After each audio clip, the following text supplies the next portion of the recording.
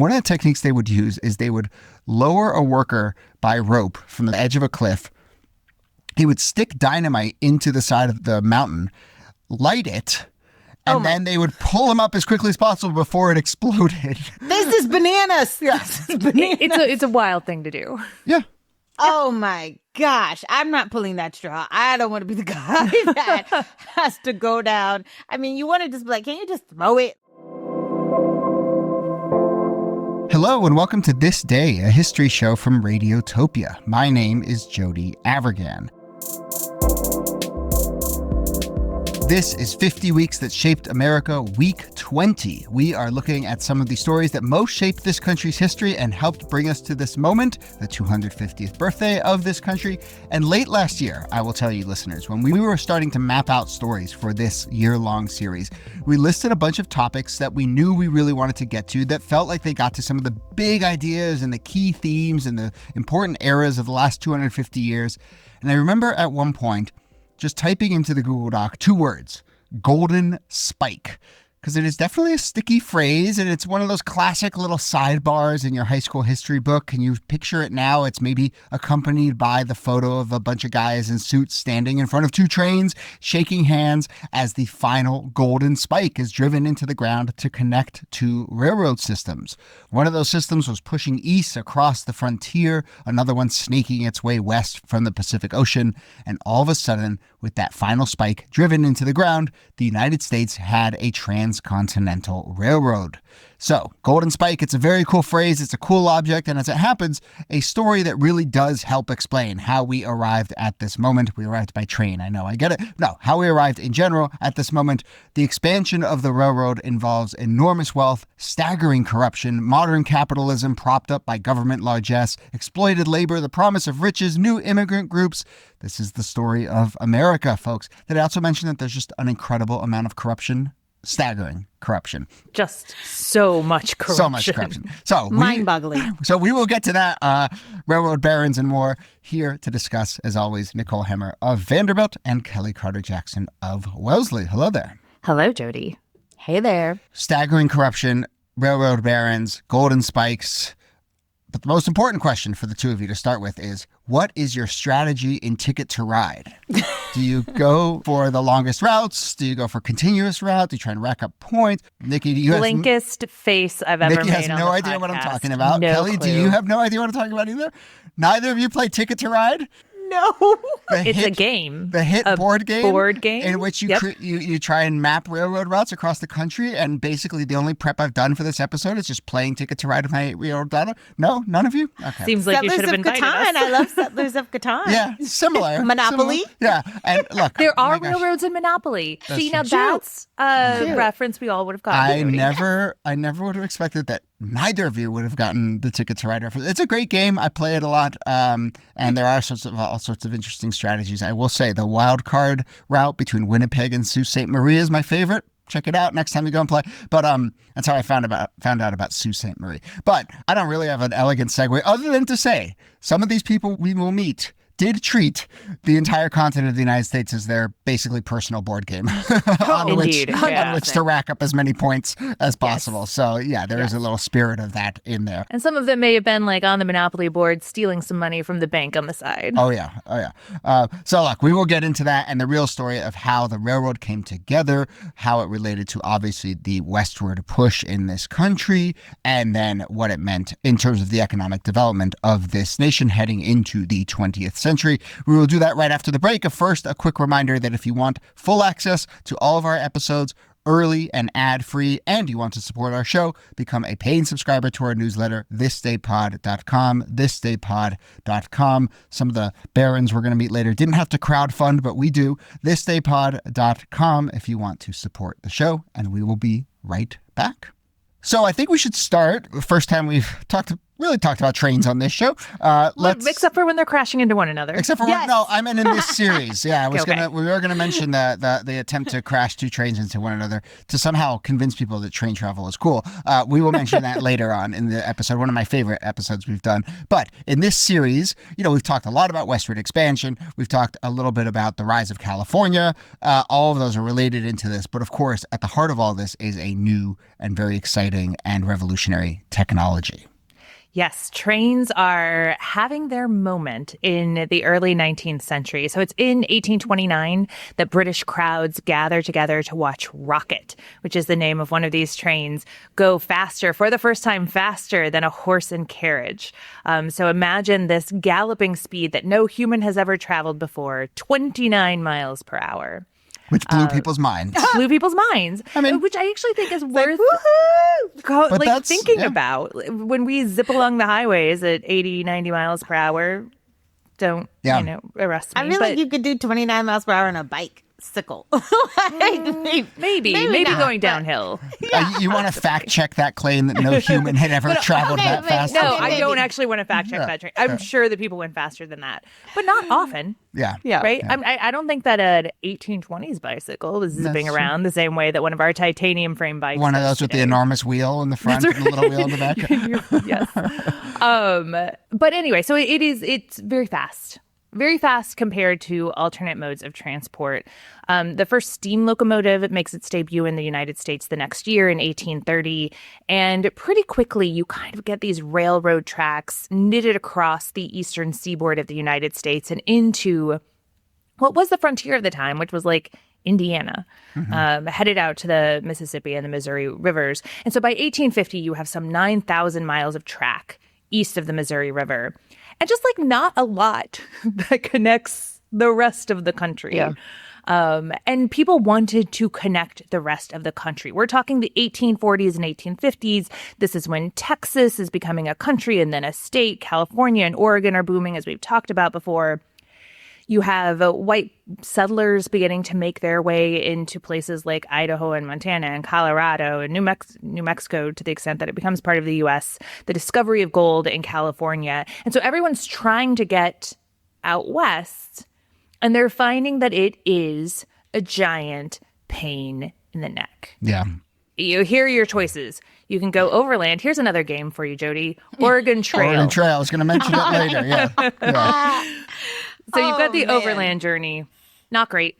If only they'd known about Oregon Trail when they decided to make that journey. Yeah. All those pesky mountains get in the way. Yeah. The mountains get in the way. The deserts get in the way. The just like endless amount of land you have to cross through. And that land's not yours. Yeah. That land largely belongs to indigenous people who do not care for you crossing over and settling on their land. So a lot of people opt to just like go by boat. And if you go by boat, it takes like 6 months. You go around Cape Horn. You can cut off a little bit of time by going through Panama, except no Panama Canal. Right. So you've got to get off the boat, fight the mosquitoes, try not to die. And if you manage not to die of yellow fever, then get on another boat and take your boat up to California. Yeah. No, thank you. We talked about this a little bit in our episode about the gold rush and, some of the tension there between, that has the word rush in it, but a lot of the ways in which the stuff actually played out was actually quite slow. And this is the moment in which, I will return to my pet theory of speed, but, this is the moment in which, there's all these desires to expand and all this like impetus to like grab as much land and money as possible. And some of the like mechanisms by which you do that are still stuck in the previous century. And so there's this really interesting tension and clearly a desire to come up with something new. And lo and behold, here's this new technology. By the way, I should give a shout out to a listener who sent me an email after we did that episode about the gold rush, who recommended a book by Hernan Diaz, who wrote that book Trust that I read. It won the Pulitzer a couple years ago, but he wrote another book called In the Distance, which is sort of about like this. Well, it's definitely about this era and sort of about the gold rush. And there's a lot of like arduous journeys by wagon over the, through the California desert in that book. And so I'm at the moment reading that book and and communing with how difficult that was. And I would imagine no character in the book says, gosh, I wish I was going 29 miles per hour right now. But, that's basically the through line of the book. So I guess here we should introduce one of our first characters. And, I don't know if he rises to I think he wants to rise to the idea of railroad baron, but, he's one of the early key characters in this story who sees the writing on the wall, sees where things are going, and has the notion that, well, there's some real money and power to be made here as these railroads expand. Yes, it definitely doesn't become a railroad baron, but not for lack of trying. So Asa Whitney is somebody who initially made his name as a dry goods merchant in New York. And he was trading in New York. He was trading in France. If you look at a picture of him, he kind of looks like Napoleon. So sometimes he'd be like walking around in 1820s France looking like Napoleon, which is a wild thing to have happen. To have French people confuse you for Napoleon means you probably look a lot like Napoleon. Yes. Yeah. And then life hits some bumps. His first two wives die. He loses a ton of money, and suddenly he finds himself kind of broke, having to start life over, and he decides to take a trip to China. And you imagine this, like your life has just taken a real downturn. You get on the boat to China, it's supposed to take like 70 days or so, and it takes twice that long, and you're stuck on this boat that has to go around South America and up again and over to China. It's taking forever, and you're just getting madder and madder and madder the entire time. And you're thinking, there's got to be a better way. Yeah. He gets off the boat, comes back to the United States, also takes a long time, and it comes back with this idea. Look, we need a better way. And so he begins to try to raise money and spend money to get Congress to take up the project. He comes up with a proposal in 1845. He takes it to Congress. He says, look, you guys can fund this. Like the federal government can fund knitting the country together with a transcontinental railroad. And wouldn't that be great? Wouldn't that be a great public service and public resource? Yeah. And to me, so there's two things I think are important when it comes to Asa Whitney as a sort of first character and what he represents. One is this turn to go to Congress is really key because that is going to be a through line throughout this. As much as this is a story about individuals who think they can conquer the West on their own, time and time again, they turn to government for help. And there's something really interesting about that. And I'd say very American about that sort of mix. But the other one is, and, I think maybe this is where it's worth reminding ourselves the era that we're in. We're talking about the 1830s, 40s, 50s here. But he has a real, it's manifest destiny. He has a real higher ideal at the heart of what his project is about, right? Yeah. This is manifest destiny is the right phrase here. That there is a real sense that the destiny of the United States, the future of the United States lay in the West. That it's destiny is to expand, and Congress's role is to make that happen as quickly and as well as possible. He's a real visionary in that sense. I think he's really quite ahead of his time. I think that most people are thinking about expansion, and they're thinking about expansion so locally, like within sort of the Eastern Seaboard, or how you might connect, New York to Boston.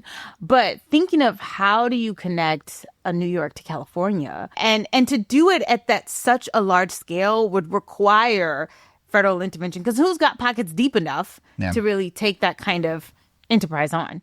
It couldn't just be one person. Yeah. By all accounts, he thinks even beyond just going to California. He talks at some stages about, we said he'd gone to China. He talks about this would open up trade routes to all of Asia. But even beyond that, I think he has this notion. He has a quote where he says, it would bring all our immensely widespread population together as one vast city, the moral and social effects of which must harmonize all together as one family, but with one interest, the general good of all. And I think he's talking about not just all Americans, but he's talking about the entire world becoming one city, through this expansion and this new technology.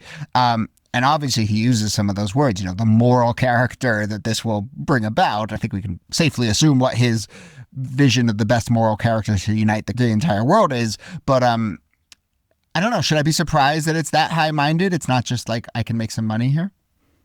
I don't think you should be surprised. I think sometimes people mock the idea of manifest destiny or go straight to some of the obvious problems with it, the displacement, the annihilation of indigenous people, the spread of slavery. Like there's a lot about this that is about spreading white Western civilization and Christianity across the continent. But like people believed in it, right? Yeah. This was a high ideal that motivated people to take on this treacherous journey, that motivated people to like see their future in the West. And part of that was like a deeply vested belief. And part of it was like propaganda. Like the government was telling them that the future of the U.S. lay out in the West, and would ultimately subsidize their adventures out there. Yeah. We should keep an eye on this as we go throughout the series. I feel like there's been parts of American history where maybe it's been more just kind of like, let's make a quick buck. But more often than not, and I think we're certainly living in one right now, where it's like the hyper-capitalists are also talking a sort of big, revolutionary, high-minded game about much bigger ideas than just, I want to start a company and I want to make some money. So makes the capitalism go down. It does make the capitalism go down. Yeah, that's a huge part of it as well. But they are also, I think, at some level, true believers. Let's get to kind of the other thing that helps make the capitalism go down, which is government. And so, they start to get down to brass tacks in the 1850s. And part of that is really just like, how are we going to build these lines? How are we going to expand into the middle and then ideally further to the west of the country? And what role does the federal government have in helping us pull that off? Yeah, and this is where I think it gets pretty interesting for me, because as someone who's like studied the Civil War, enter Jefferson Davis, right, who's the president of the Confederacy. I sort of only know him in that lane as the president of the Confederacy. I don't really think about his leadership before, but he's also at the forefront of this railroad movement. He's the Department of War, the Secretary of War, as it happens, and he is leading these expeditions and these missions to scout the land, to survey the land, to try to figure out how the government can play a role in sort of bringing some of this vision to fruition. And it's interesting. He has like this topographical chief. His name is Major W.H. Emory.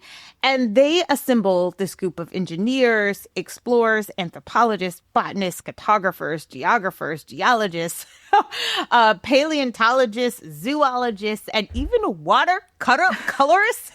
And I was like, what do we need a watercolors for? But then I was kind of like, okay, yeah, when you see these maps, somebody's got to paint it, you know, right? Somebody's got to literally paint the picture of what it's going to look like doing this kind of work and what these landscapes look like and how you might have to go through a mountain or a valley or a desert or et cetera, et cetera.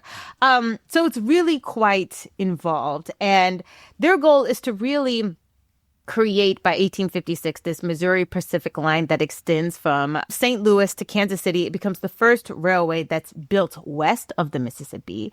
And they don't want to stop there. They want to keep going. The federal government is like, all right, we need about 130 to 155 million acres of public land to incentivize these railroad companies to build and expand westward and to really construct these transcontinental lines. Yeah. And it kind of goes back to what I said earlier, which is that people were trying to move away from the model of just thinking about coastal cities, your Boston, New York, your Philly, your Baltimore, your DC. Even southern coastal cities like Charleston and Savannah, I think that this idea of sort of only building up the coast was just too limited, and that you could, by expanding westward, you could actually not just sort of shrink the size of the country in the way that people would think of like what's available to you, but simultaneously expand the country in the way that people would think of like, oh, there's so much more available for us. And so they come up with these three routes. One is the northern route that covers Montana through Oregon, which is really difficult because you have a lot of snow and mountains to sort of make that line work. Then you have the central line, which goes along the Oregon Trail. And then you have the southern line, which cuts across Texas, New Mexico, and then California. And well, all three of those are the sort of possible routes, the northern, central, and southern. And they're like, well, none of those are really going to work. Again, if they had just played the game Oregon Trail, they would have known that you should have followed that trail.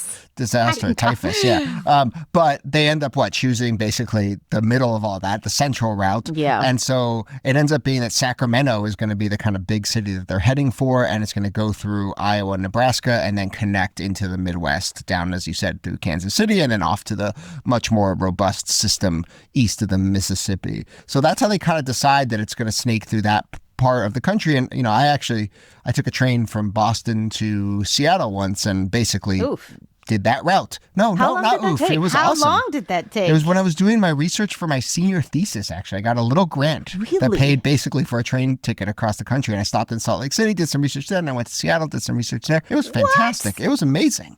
Okay, yeah. That does sound kind of cool. It was the best. No, they have those like sleeper cars with like the full glass. Yeah. And so you're going through like... Nebraska's no fun whether you're driving or whatever, but like once Shout you get out out to our Nebraska listeners, it's a great true. state. That's true. Yes. It's true. Utah is beautiful. Like yes, a lot once of you those get out towards places. there and especially the Pacific Northwest, it was great. No, I really would recommend taking the train across the country. It's lovely and you just have a lot of time to sit and read and think and all that stuff. So we're sort of cruising through here at 29 miles per hour, but we're going to try and get towards when they actually start to build these things. But there is another character worth highlighting here who's, if only because his name is Theodore Crazy Judah. So when you are just given the straight up nickname Crazy, it means something. And what was this guy crazy for? Well, he was crazy for trains. He was apparently such a fervent proponent of this central route that we just described that goes through Nebraska and heads over towards Sacramento. He was writing like 13,000 word proposals and bringing it back to Congress, trying to, haranguing cabinet secretaries and congressmen and other influential people. This is all happening in like the mid 1850s into the early 1860s. He gets investors from out west to eventually form the Central Pacific Railroad Company, which is one of the big players in this story that we are telling here. But I want to stop and get your thoughts, the two of you, on one thing, which is we're listing all the dates in which this is happening. 1850s, mid 1850s into the early 1860s.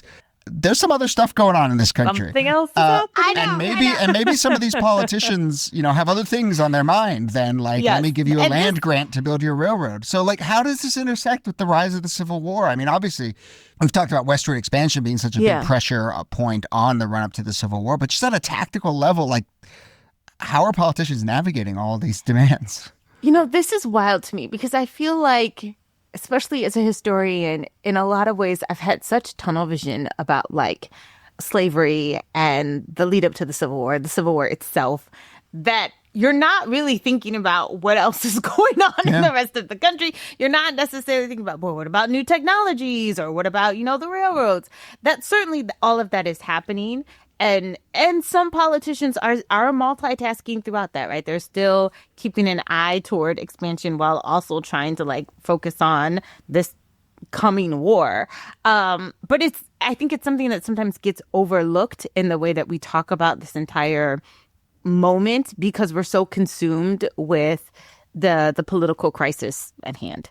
And we're used to thinking of it as a crisis between North and South. And here we should shout out historian Megan Kate Nelson, whose Pulitzer Prize finalist book, The Tri-Cornered War, or Three-Cornered War, was about this, right? It's no, it's not just North and South, it's the West as well. Yeah. And we know that through the story of expansion. We talk about bleeding Kansas and the way that the westward expansion was implicated in the Civil War. But that looms over all of this. If you're going to build these railroads, if you're going to expand into these territories, what does that mean for the expansion of slavery? Not to mention, what does it mean for relations with indigenous people and how the U.S. government is treating them? So that's all packed into this. And it's going to make a big difference when it comes to the railroad, because in the middle of this story, suddenly half of the senators aren't there anymore.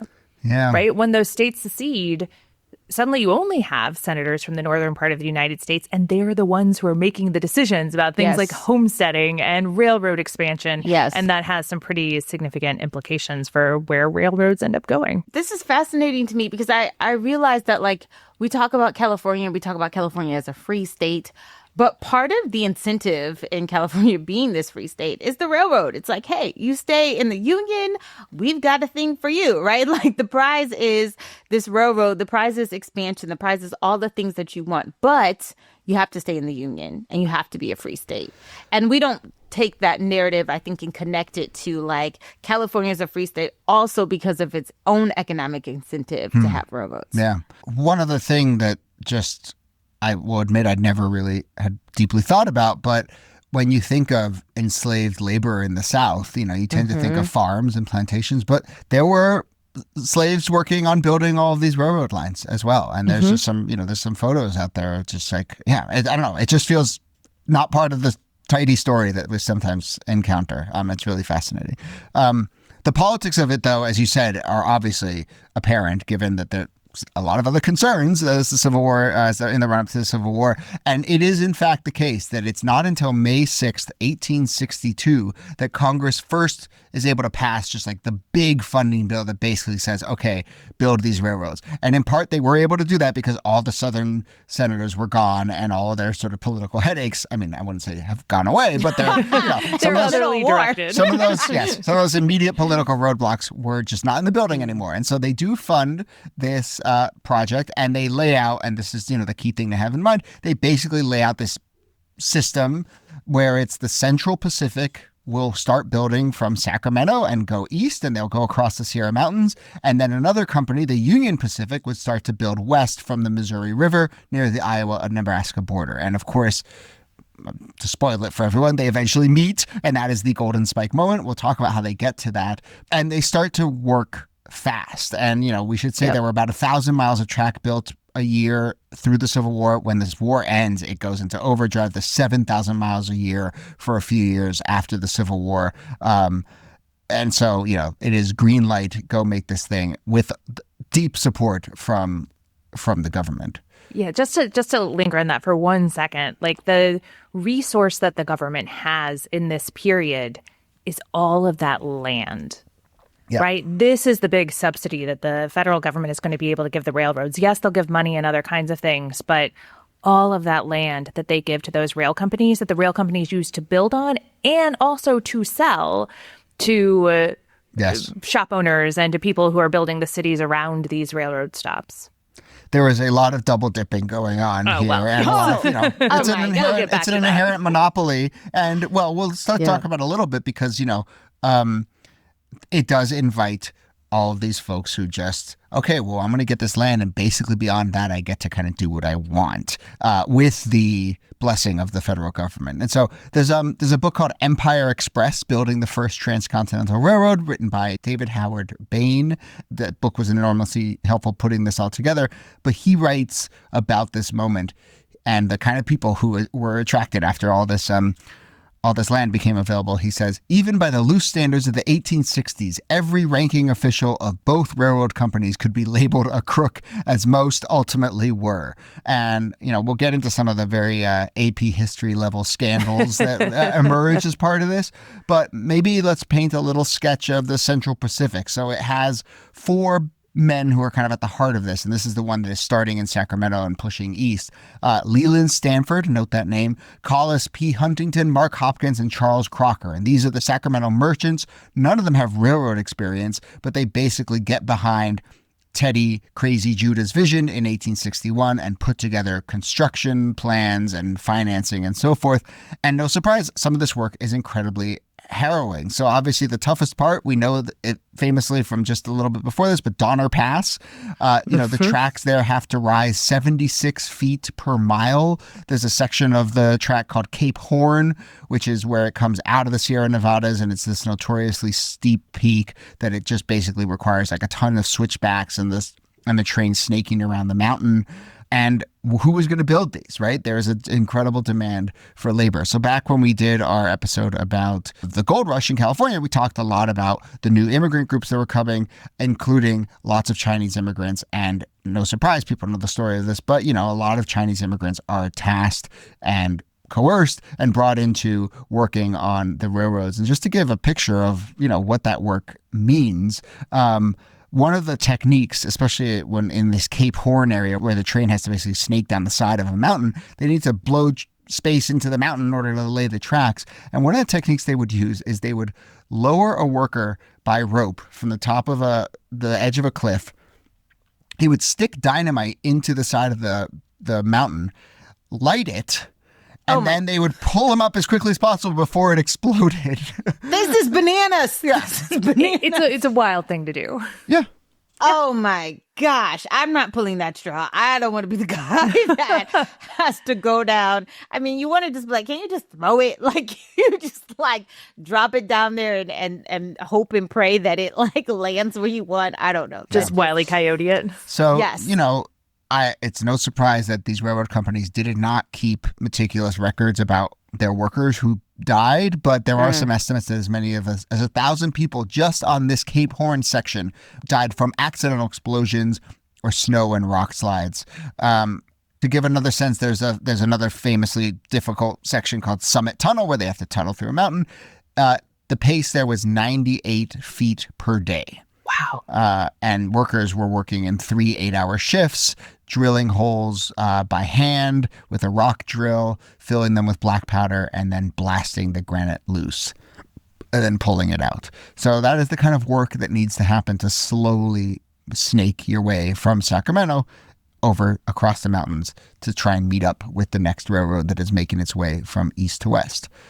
Yeah. No hyperbole at all to say backbreaking work. This is, I mean, a lot of people lost their lives doing this construction or were harmed in the process of doing this construction.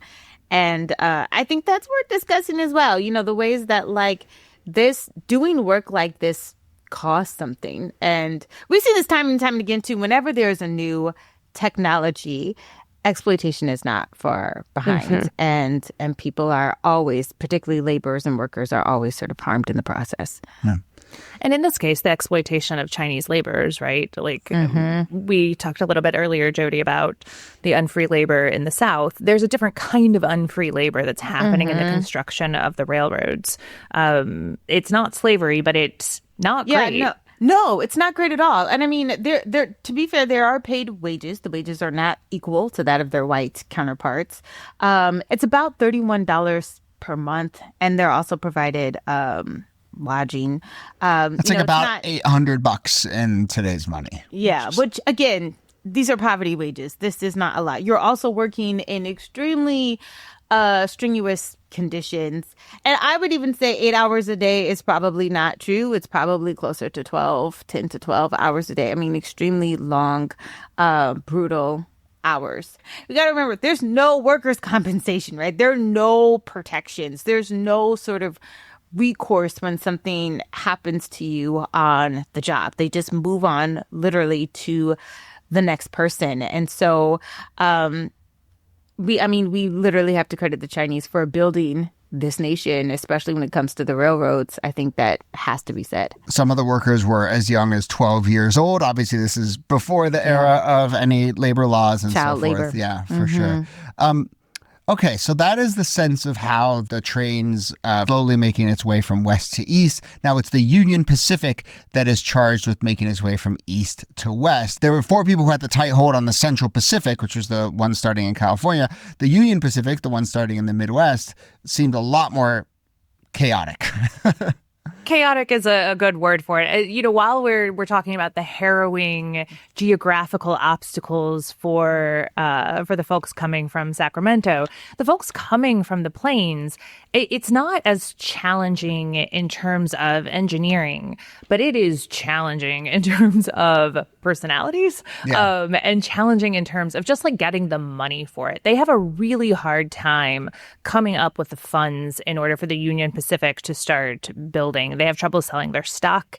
Eventually, like Brigham Young, who is one of the founders of the Church of Latter-day Saints, buys a bunch of it and supplies some crews. But people aren't available. They're fighting the war. They're otherwise engaged doing other things, and the money isn't available. They finally get started in 1865. They don't make it very far. It just takes them a while to really get underway and get speeding up. They do have a couple of tunnels and things to build, but it's just not as harrowing an experience. Yeah. They do have their own kind of colorful characters. Thomas C. Durant is one of the moguls who is one of the big engineers or architects of the Union Pacific. He's educated in medicine, so he makes sure that everybody calls him doctor. He's one of those. Yeah. He's not plying his trade as a doctor, but he makes sure everyone says Dr. Durant. But he abandons medicine in order to go into business because my man wants to make some paper. Money. He wants money. So he makes his stake money by smuggling Confederate cotton. Oh, boy. So that's how he gets underway. So, it's a clean operation affair. And then he's like, let's just make sure that the railroad goes through all the land that I own. Yeah. The corruption knows no bounds, like no bounds. He also just pulls all sorts of like shady financial dealings. So there's one scandal in which he basically does like a pump and dump stock scheme, right? Where he like announces that the Union Pacific is going to connect to his M&M line, which leads the M&M stock to rise sharply. And then he sells his shares discreetly and buys stock in the competition, and then announces that they're cutting a deal with the competition, and that goes up and investors are flying around. I mean, it's shady. I suppose part of the story is also that we're starting to reach a point in this country's history where there's also like a real financialization of a lot of this stuff too. And so people are playing not just like a game in which they're making money off of physical land and physical labor, but they're also playing a game in which they're, pumping stock and setting up shell companies and so forth. I think you've undersold him a little bit, Nikki, because the New York Times at one point calls him the Darth Vader of all of the railroad barons. I mean, this guy was... Thomas C. Durant was no joke. They're all kind of mob bosses in a sense, right? They've all got one of them has, the construction crew and gangs that, controls that sort of aspect. Another one like controls the books, another person is like, they all have different levels that they play. But I think that this is just such an interesting moment in American history because it's not as though corruption didn't exist before, but I do think that this is a moment in which corruption becomes so standard practice. Yes. That it's like really the only way you can sort of move throughout this world or navigate this new system is through corruption. There's no regulation, right? It becomes the Wild Wild West could literally be said of how these deals are being made. Yeah. And I think it's important that this Union Pacific story is also a very Western story. The laborers in this case are Irish immigrants and Black freedmen. So there's also a question of how exploited the labor is here. But the other big story here is Indigenous people, Native Americans, and what it means to be pushing into this territory during this period, especially because this is the period of the U.S. Army turning its attention away from the South. There's still some federal forces in the South, but now that the war has come to an end in 1865, now soldiers are being deployed to the West to fight Native tribes. Yeah. And this conflict is going to define much of the work that the Union Pacific is doing. There's a major massacre in 1864. So there's a lot of retaliatory attacks that are happening against the railroad folks as they come through. Yeah, the Sand Creek Massacre is when mostly women, Native women and children are just murdered by U.S. Army soldiers that are meant to just sort of shut down any opposition, any resistance to their takeover. And there are constant fights between the Sioux, between the Arapaho, between the Cheyenne tribes.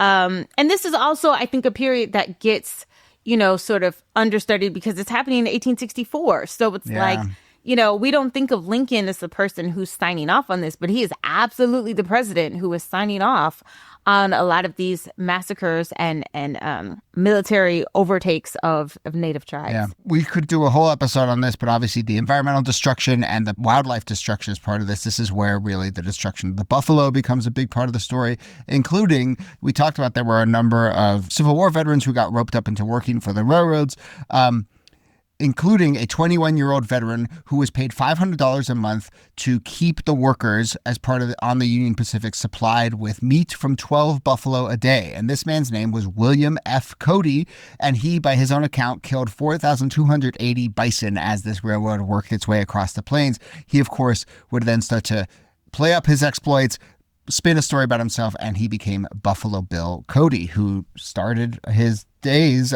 working for the railroads. And, when you have that sort of prototypical vision of the wild western town that just sort of pops up overnight and is full of all sorts of rabble-rousers and so forth, like that is the sort of railroad that is propping that up. They're working for the railroad. They're moving a few miles ahead, propping up this town, causing all sorts of trouble.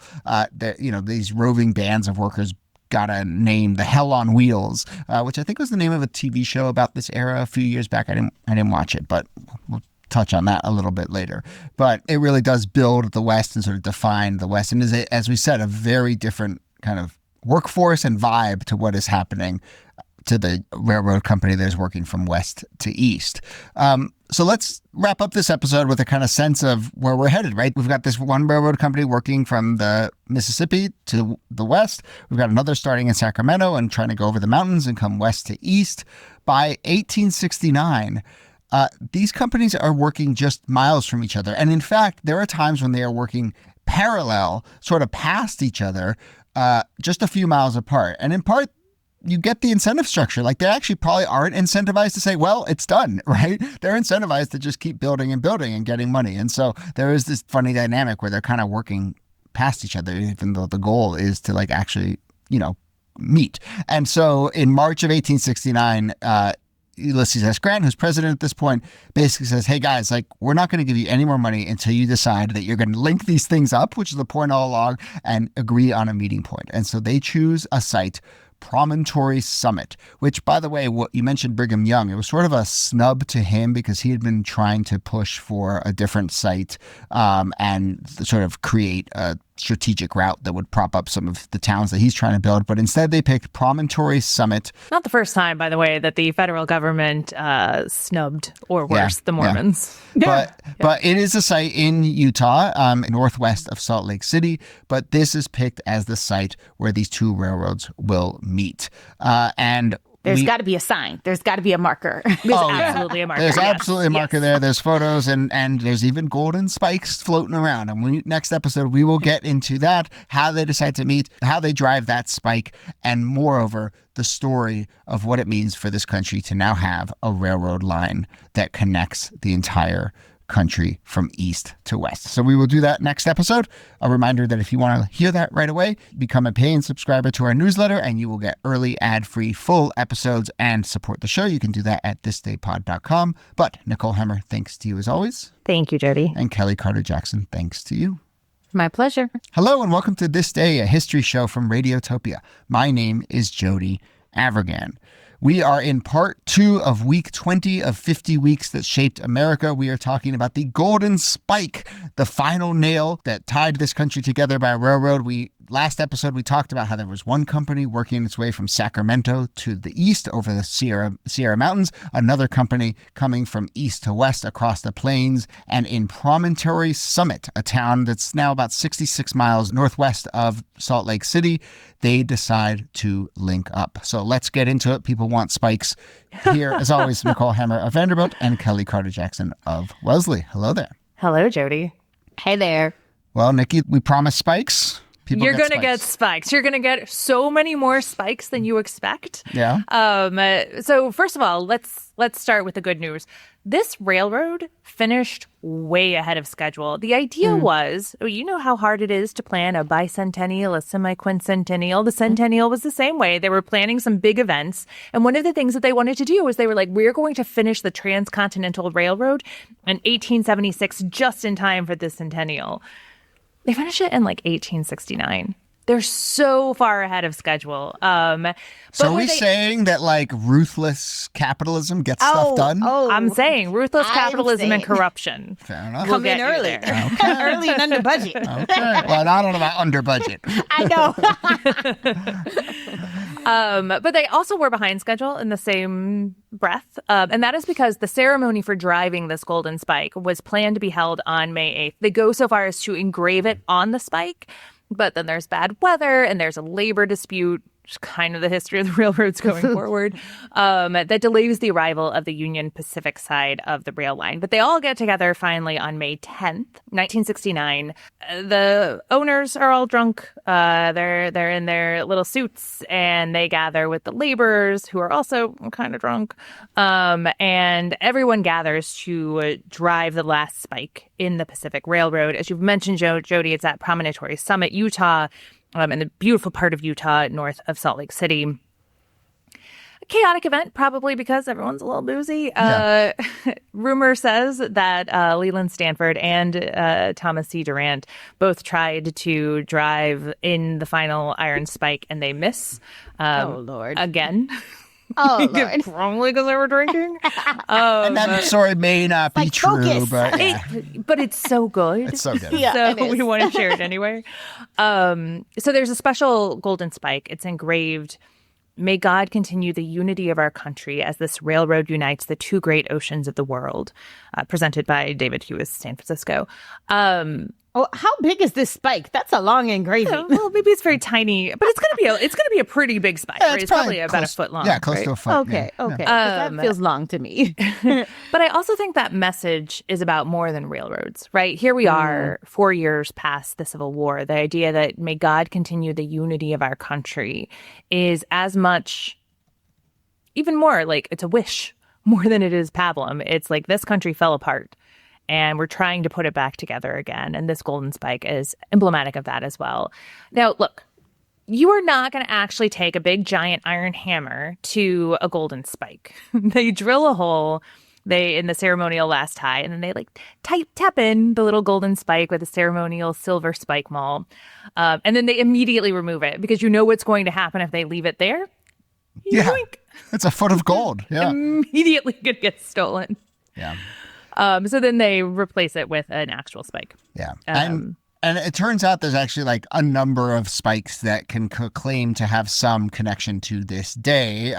There is a spike on display at the Cantor Arts Center at Stanford, and that maybe gets to proclaim itself as the Golden Spike. There's another one at the California State Railroad Museum in Sacramento, and then there was actually one that wasn't disclosed until 2005, and it was basically just like a family keepsake that someone had. But, you can see pictures of them. A lot of them are not golden anymore and shiny. They're kind of rusty and don't look that impressive. But there are a number of these spikes because it was both a ceremony and the actual work of uniting these railroads.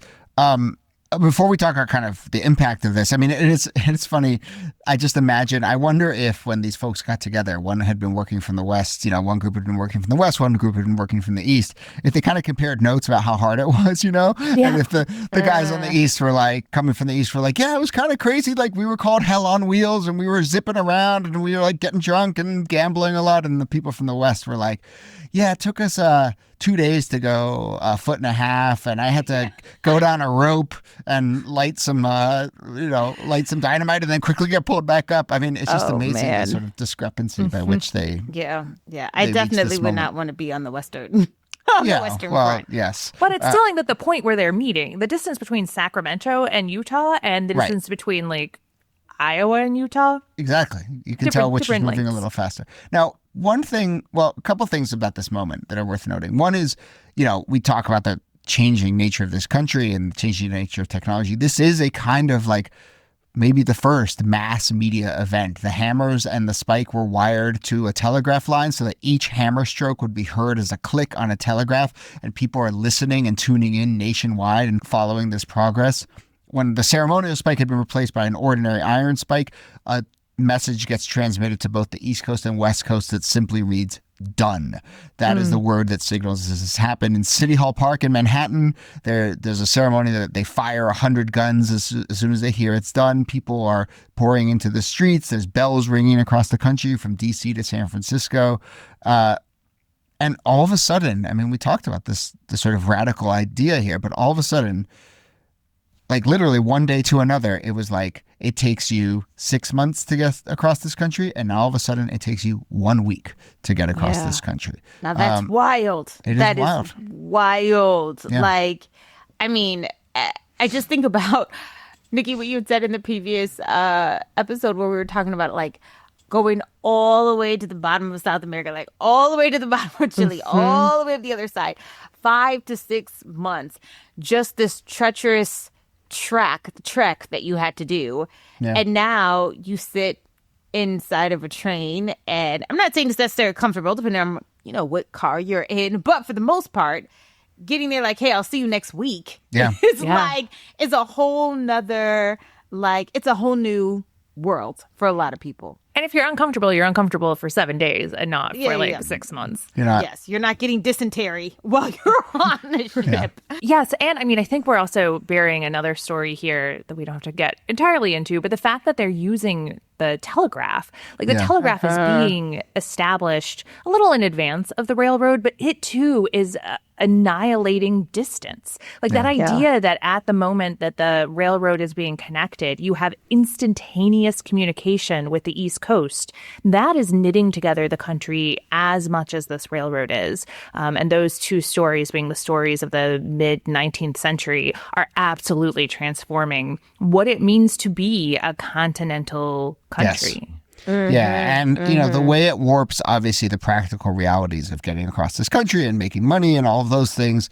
But I think the psychic impact of just an entirely new world and reality is hard to overstate. And I'll confess that when I think about this story and I think about the moment we're living in now and a big new technology we're thinking about right now, it's as much about the kind of how is this going to warp our brains and our worldviews as much as how is this going to change the practical lived reality of it right now. And so, part of me criticizes these barons for talking in such high-minded ways, but I think in some cases they're right when they're all of a sudden just everything was different. The reality as we knew it has shifted, and we may, it just has so many tentacles. When you think about what the railroad does, how towns are formed around these stopping points, how the environment is changed, how Native American lives are changed, how every single aspect of what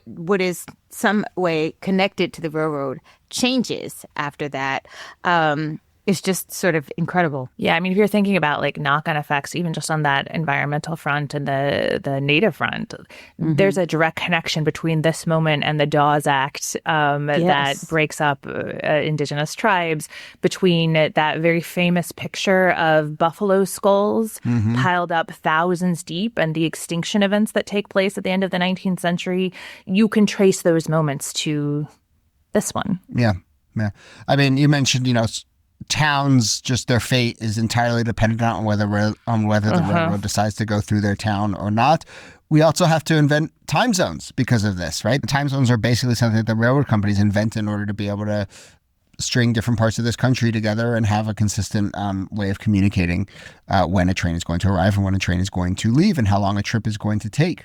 Could you also, this is just a general question, I don't know, tie this moment at least to the Chinese Exclusion Act in some ways? Sort of this work has been done, we got your labor, you can go now. That's sort of a nativist moment as well, when people are really pushing what they think American and American ideal should be. Right, because so many more white people are settling in the West as well. And so now those Chinese laborers who helped to open up the West are seen as competition. And so there's a real push for exclusion. Yeah. Look, we've been talking about how in this moment, and the Telegraph says it, and the Spike says it, the Spike says we've united the two coasts of this country. The keen listeners out there will realize that we've been talking time and time again about how the railroad company moving from the West is starting in Sacramento. Now, have you been to Sacramento? It's not actually on the ocean. So one little tidbit here is that they actually do have to finish it after this to really connect it to the West. They have to build that last little leg from Sacramento to San Francisco. But they eventually do that. And in the decades after, they first string the country together, no surprise, all sorts of other railroads and railroad companies and railroad systems dot across the country. There are very quickly dozens of ways to get from one side of the country to the other. And they also needed to kind of go back and repair a lot of the track because they were just trying to work so fast, get as many grants as possible, take advantage of that moment, that the work was not very, precise and was a little shoddy. And so they kind of had to go back and repair a lot of the railroads. But nonetheless, they had literally, taken the land, planted the tracks, and the system was there. Always easier once you have a first draft. I suppose so.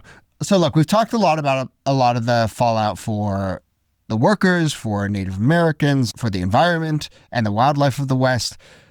Let's return for a moment, and then I want to get your bigger thoughts, but let's return for a moment to our railroad barons. You could in many ways argue that the ones who invented lobbying, they sort of created an entire system in which private enterprise and the government are working close hand in hand, but they were, as we sort of indicated, up to also some really shady stuff. And yes. It sort of caught up to them, I would say. It did catch up to them because Union Pacific is facing bankruptcy less than 3 years after the golden spike is driven into the ground. Maybe they should have held on to that spike. Yeah, seriously. But that's when people are like, well, what happened to all of the money? They start to dig into it, and it becomes clear that there is a much bigger story here. And this is where you get our AP history, folks. The Crédit Mobilier scandal, which if you've only ever seen it written Credit Mobilier, this is the scandal involving the railroads. The Crédit Mobilier was the company that was set up by Union Pacific to bill for all of the cost of building the railroad, and they basically billed double. So the railroad on the Union Pacific side basically cost about $50 million to build, and they billed $95 million. Yeah. So they overbilled by like twice as much. And what do they do with those funds? Well, a lot of the money goes into the pockets of the owners of Union Pacific, and a lot of it goes to Congress and to the vice president and to the people who can make conditions more favorable for the railroad companies through regulation, through land grants, through payments. And so this gets exposed. It's one of the biggest scandals of the Gilded Age. It's uncovered right in the middle of Ulysses S. Grant's reelection in 1872. 8 members of Congress, the vice president, are all implicated. And it brings to the fore this idea that the Republican Party, the party of Lincoln, is corrupt. And it actually ties into the end of Reconstruction in a lot of ways, because that was the argument that white Southern Democrats were making, that carpetbaggers and these newly enfranchised Black Republicans, that they were a source of a ton of corruption. And so this is going to get used to try to delegitimize the Republican Party going forward. And it doesn't save doesn't save the company. Union Pacific goes into receivership the next year. And all that money just kind of went into everyone's pockets and went away. Yeah. I mean, this is a moment in which there's so much bust and boom in this. There's so much money to be made if you're willing to make the deal or take the bribe or whatever it is. And also so much money to be lost because there's so many booms that happen or busts that happen when it comes to strikes or the stock market. This is a really precarious industry to be in. But, there are a lot of people, or I should say a few people that do very well for themselves and are able to sort of survive it. But you also see the people that get caught up and can't really catch up again. There are definitely people who go bankrupt. And the federal government does try to figure out who's responsible and where this money goes and tries to prosecute people. But people are hard to track down now that the West is wide open and they kind of melt into the nobody's frontier. going to jail. So look, this is one of those. Yeah, you could do a couple months of AP history on this, and there's all sorts of amazing details. But our Darth Vader Durant, robber rail baron, he gets caught up in all of this, and he kind of retreats to the Adirondacks and basically ends up fighting lawsuits for the rest of his life. But the one tidbit that caught my eye is that he's buried in Greenwood Cemetery, which is a few blocks from my house, and I go to all the time, so I'll have to go check out see his site. I got to go see his site. And then this guy, Greenville Dodge, who was actually, I think, one of the ones who chose Promontory Summit as the place for the Golden Spike. He gets caught up in this too. He at one point tries to claim that his wife was the one who was buying all the shares and was really at the heart of all this. They try and track him down. And as you said, Nikki, he actually ends up, I think, going to Texas and basically saying, come and get me. You can't find me. They can't. Now, I was thinking about that name Dodge, and I was like, oh, this guy got out of town. He left. Is this get out of Dodge? Is there a little thing here? It is related in that Greenville Dodge in Kansas, Fort Dodge was named after Greenville Dodge, and then Dodge City was named after Fort Dodge, and then the phrase "get out of Dodge" sort of became popular in Dodge City around this time. So it wasn't exactly related to the fact that he was trying to evade the cops as part of this scandal, but Get Out of Dodge does come from loosely this guy. I'm going to take it. Yeah. That sounds great. It was also a mixed bag for Central Pacific, which doesn't have the same level of scandal, but everyone kind of goes on their own path. So Stanford obviously founds a university, but also becomes a U.S. senator. Huntington becomes a lobbyist, makes a ton of money, does a ton of bribes. People find out that he's deeply corrupt and people end up hating him, but he also ends up very rich. Yeah. Hopkins dies without a will. Everyone's fighting for his estate. And then Crocker was seriously injured in a carriage accident and never really recovers. And so his massive estate goes to his family. So it's a mixed bag. Yeah. Crocker's estate, we should say, is anywhere between 300 and 400 million at the time of his death in 1888. That's real money. Yes. Yes. Real money then. That's real money now. They made bank. Yeah. Yes. Okay, well, let's start to wrap up, and I guess we could talk about legacy for this country and the sort of decades that followed, and then any sort of thoughts it creates for this moment. I see so many parallels, but Oh my gosh, so many. we've mentioned this idea over and over on the show, especially talking about this era, the post-Civil War era, the idea that the frontier was closing, right? Frederick Jackson Turner famously articulated that notion that once we went from east to west and we closed the frontier, it had all sorts of huge ramifications for this country. So are the railroads really the key to the idea that the frontier is closed? I mean, they're a big part of the story. The idea that the country becomes knitted together and there's no longer any real wilderness left. Well, why isn't there any real wilderness left to contend with? Well, it's because the railroad brought white people into all of these places, and those white people created settlements. And there still were, of course, rough areas and wilderness areas, but the idea that there was like a long unconquered line for people to make their reputations and for the country to renew itself through the conquering of land, like that frontier had closed. Now, historians today talk about it a little differently. They don't necessarily see this as a distinct moment, but like that there's a continuation of American empire. The American imperial project starts in the 18th century. And then once the frontier is quote unquote closed, then they expand into places like Cuba and the Philippines and Central and South America, like that. It's a one unbroken project.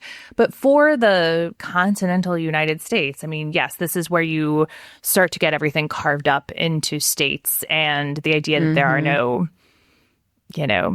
frontiers. Yeah, it's the beginning of the end, I should say. And it's in the sense that, like, while it's not officially closed, but like the idea that you could come and take advantage of pretty much any kind of land that you wanted if you were a white person is available to you with very little contest. And I think that's sort of what seals the deal. I mean, there's that famous painting, 1872, American Progress by John Gast. And I mean, it's just kind of like, it says it all. I mean, it really is, it's a little ham-fisted actually, but it shows, I don't know, it's that photo that shows the planes and it shows like Columbia. Yeah. Is that Columbia sort of flying over the westward plains, and in her hand she has an electrical line, telegraph line. Telegraph line. And in her hand it says school book, which is interesting. A school book. Education, baby. Education. A textbook. But then, there's railroads in the background, and then there's horse-drawn carriages, and there's Native Americans fighting, and there's ships, and it's just kind of like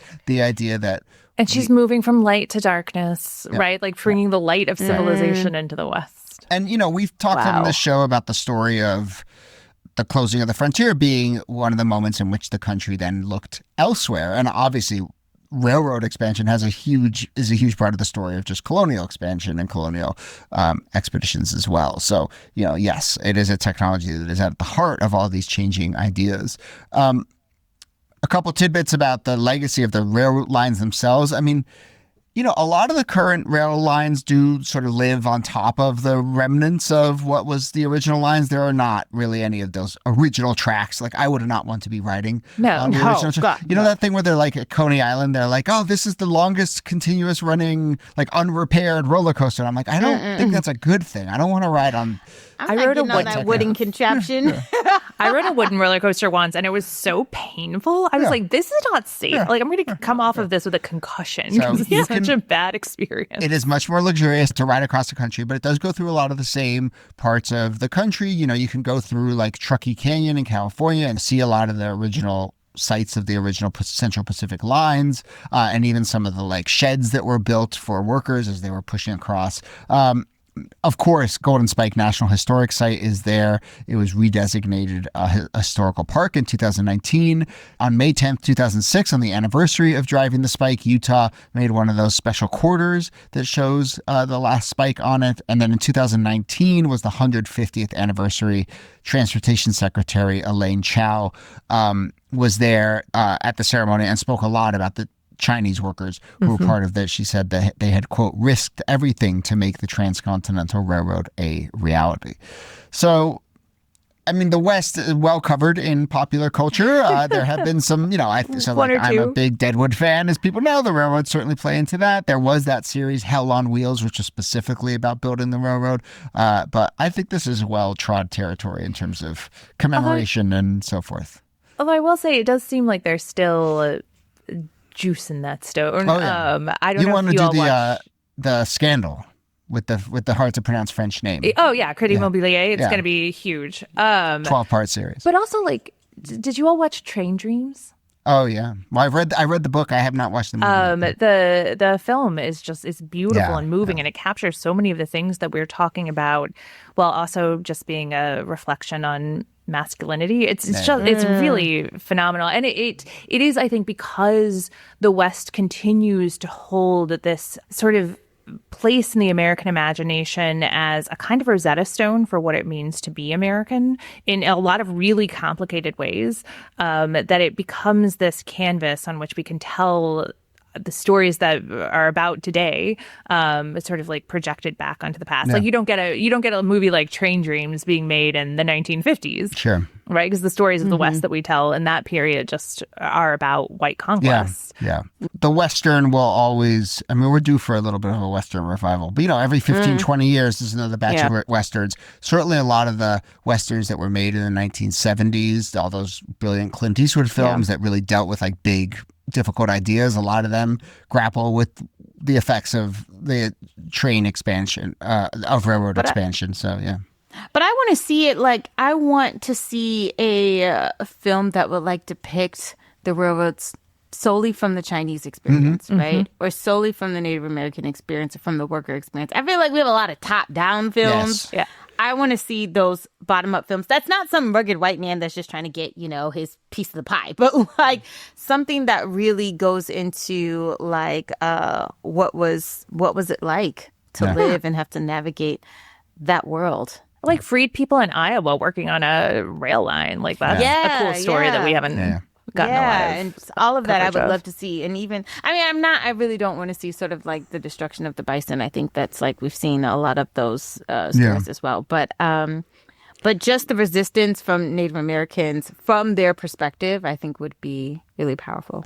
So what are your thoughts about the kind of big through lines and strands that this story represents, especially as it pertains to this moment now? I think all of us, as we were going through this prep and, Jacob, our researcher, we kept writing moments where it's like, man, this guy feels a lot like some of these AI dudes that are floating around right now. Or just the promise of this technology, or the idea that we are going to have to rewire our brains because of a technology that sort of warps the way that we view the world, or maybe is oversold and won't, but I certainly think about AI. I certainly think about, in this moment, we have this enormous new technology that seems to be just running amok, and the big question is going to be what kind of regulation is going to be put around it. Yes. What's the fallout? And obviously that's a huge part of the railroad story as well. So, It's so funny to me because literally right now I'm reading Empire of AI, and my husband is reading Railroaded.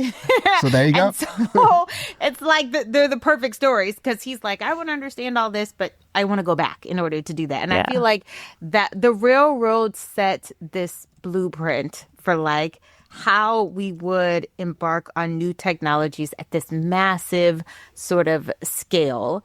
And when I think of AI and all that goes into it, it's the same things on different levels. You know, the environmental damage that's being had with AI and its need for water and land and all of that. I think of the way that which people are getting exploited. I think of the ways in which the personalities of some of these AI tech tycoons are crazy, quirky, weird people. I mean, like you have all Messianic. Of different, you have all of these factors that are so resonant. But the problem is, I don't think at the end of the AI railroad, like when the golden spike is laid for AI, I don't think it will be this triumphal sort of moment in which you're connecting all of these worlds and now everyone feels like they're much more empowered or connected. I don't actually think that it will accomplish that. I think it will bring far more damage and destruction than it will improvement or progress. I would even fold in here the story of the internet. Which I think we have a much more positive view of than AI at the moment.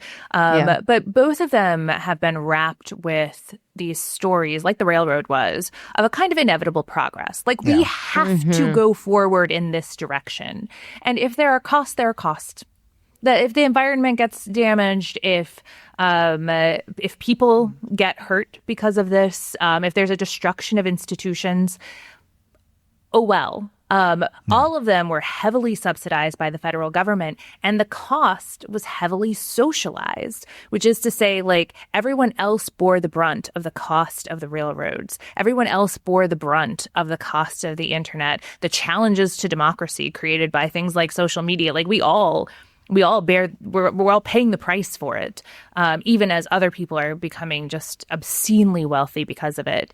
And AI seems likely to just exacerbate those costs without necessarily, at least at this moment, having a clear benefit to society. And so they're banking on that idea that, well, progress inevitably benefits society. Everyone is going to gain something amazing out of this.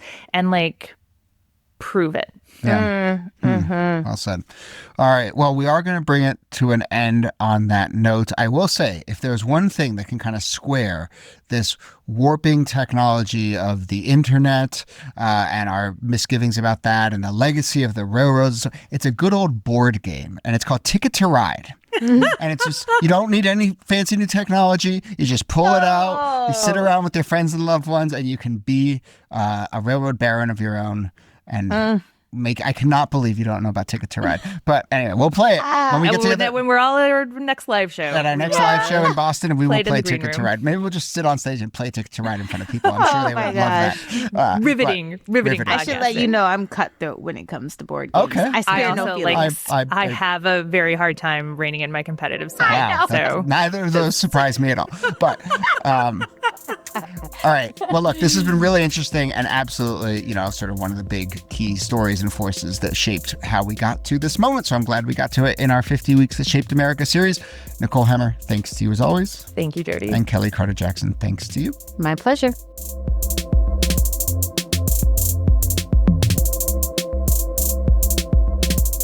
This Day is a proud member of Radiotopia, a network of independent, artist-produced, listener-supported podcasts.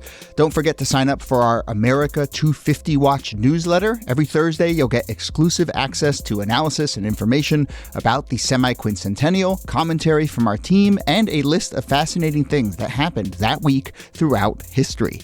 And on Sundays, for our paid subscribers, you get early, ad-free access to our 50 Weeks That Shaped America series, plus other bonus conversations throughout the year. Join in, find out lots more, support the show at thisdaypod.com. You can also follow This Day Pod on Instagram, Blue Sky, and on YouTube. Get in touch with ideas or feedback at thisdaypod@gmail.com. Jacob Feldman is our researcher. Kala Nakua does our transcripts. Special thanks to Audrey Martovich, Yuri Lasordo, and everyone at Radiotopia. Extra special thanks to you for listening, subscribing, rating, and reviewing, and telling others about the show. My name is Jody Abergan. We'll see you soon.